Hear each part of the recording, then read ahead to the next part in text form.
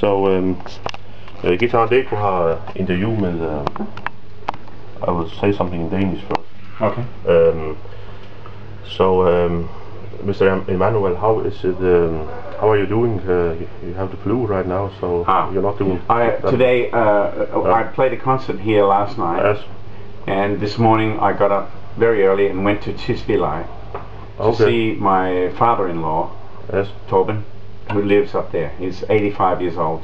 So I was driving early this morning, but I was not feeling good. So he lives in Denmark? Yeah. Okay. I was made. He's not my father-in-law by law now because I'm divorced. But yes, I had heard something about it. Yes. I had a Danish wife for 14 years. Okay. And so she's the mother of our 2 children. Yeah. And so you prefer the treble sound or the bassy sound of your guitar when you're playing, or you? No, I try to get keeping it acoustic. I try to get a big acoustic sound. A big sound, not a loud sound, but a big sound. That's right. Yes. There is a difference. There's a difference. I like to play with real power, but I need to have a sound that can be very powerful, and then I can play very quietly as well. Yes. And this pickup system. And I noticed that you changed the settings on your preamp all the time. All the time. Yeah, to suit the song. So you listen to your chords and to your notes, and then you adjust it. Yeah, well, I know. Like, it depends on the song you're playing. I know when I'm going to play a song like "Somewhere Over the Rainbow," where I'm going to play a lot of harmonics. I bring the bass down and the mid-range up, and then and a little longer reverb. And then. So when you're practicing, do you play with an amp when you're practicing? No. So I don't need to. I can practice acoustically. Yes, of course. How was it meeting Mr. Chet Atkins back then? Great, you know. We were so close, and he was a wonderful daddy, papa. So you developed a friendship with him? Yeah. Okay. Absolutely. Because he has one daughter, Merle. He never had any other children, just one. No. Okay. And we became very close many years ago, and then I started coming to stay at his house every time I came to Nashville, and just got close to him, and he saw something in me that he felt he could hand on many things to me. So it was not just a professional relationship; it was also a friendship. We played together a lot when we were home, or we played the Grand Ole Opry a couple of times together. Do you have any favorite Chet Atkins albums or recordings? Oh, absolutely, hundreds of them. Gallop on the Guitar, I assume. Gallop on Guitar, that's an old one. It's a great, and that's a great song. Main Street Breakdown, the Django style tune. Yes. But you know, one of my Jingo or by G, do you know that? Isn't that great? One of my favorite songs of Chet's is actually one of his recent ones called Happy Again. That's a great song. It's a very melodic, incredibly melodic. It sure is, yeah. Maybe I'll play it tonight. No, I'll play it tonight. It'll be exciting, yeah.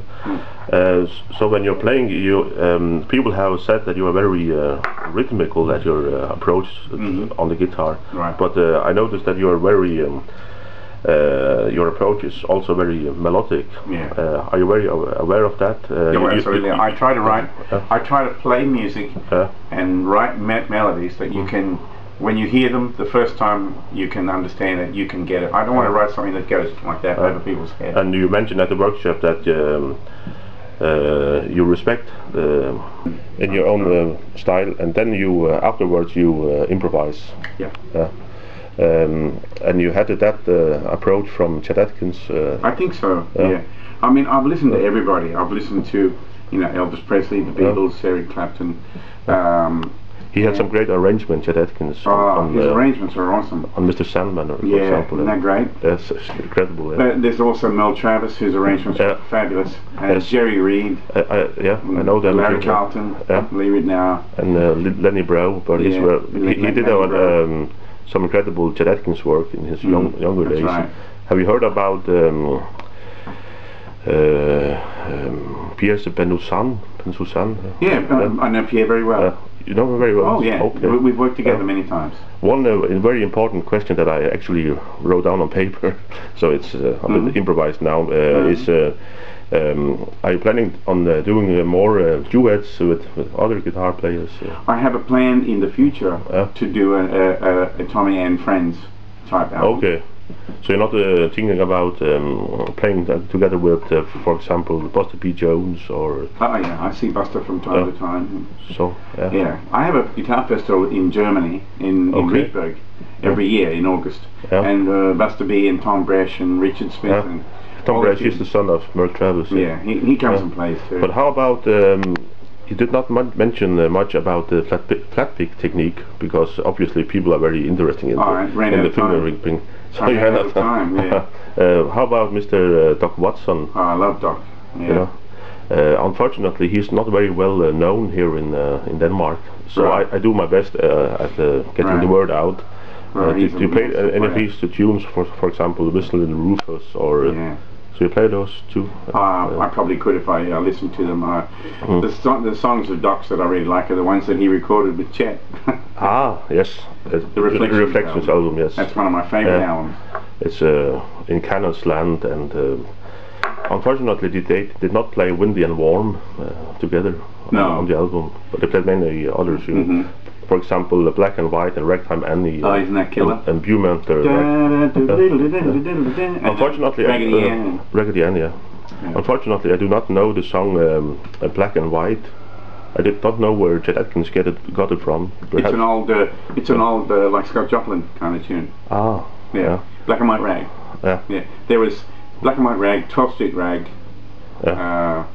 Several of those rags. They were playing on the piano. So, which gets me to one last happy question is about do you know anything about it, or are you planning on playing some of the old blues songs from Reverend Gary Davis and Mississippi John Hurt? Right. I never really bought any of their albums. I know some of the Reverend Gary Davis tunes. My mind's all trouble like the waters of the deep blue sea. You know, I know that tune.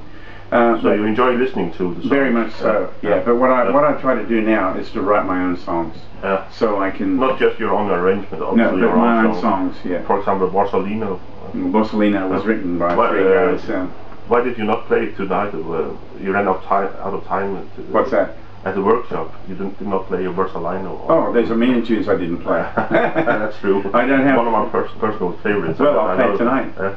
I love the chord shapes in the song. It's a great incredible song. I could hear some Chet Atkins sound, of course, in the arrangement. Well, that was my arrangement from the 70s, and I played it for Chet. And he thought it was a great. And you played together on the Finger Pickers Are Taking Over the World album. So I will thank you, Mr. Emmanuel. And I wish you better health next time. Thank you. I'll be fine. I heard something about you are going to...